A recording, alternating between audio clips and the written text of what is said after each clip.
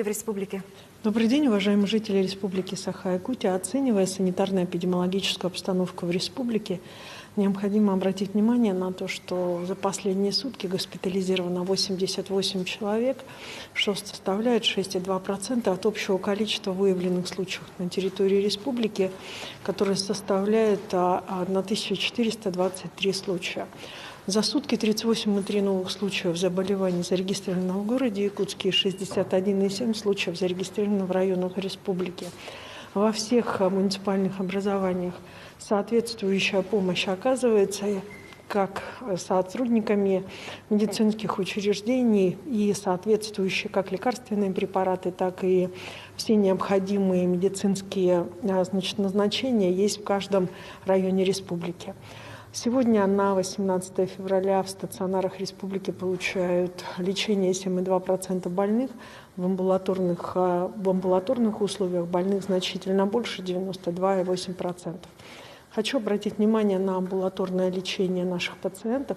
Граждане, те, которые непосредственно находясь на амбулаторном лечении, чувствуют определенного рода все-таки ухудшение состояния здоровья, то соответствующий сигнал для врача, с которым вы работаете, должен быть дан вовремя.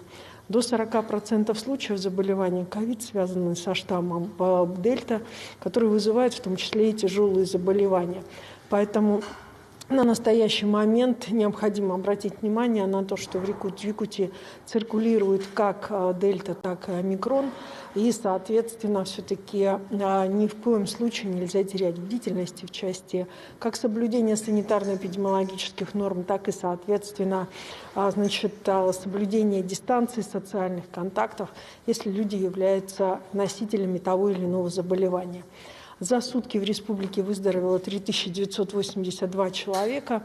Соответственно, количество выздоравливающих у нас находится примерно на таком количестве. Это прежде всего связано с тем, что в течение 10 дней назад, неделю назад было большое количество заболевших. Сегодня мы выписываем.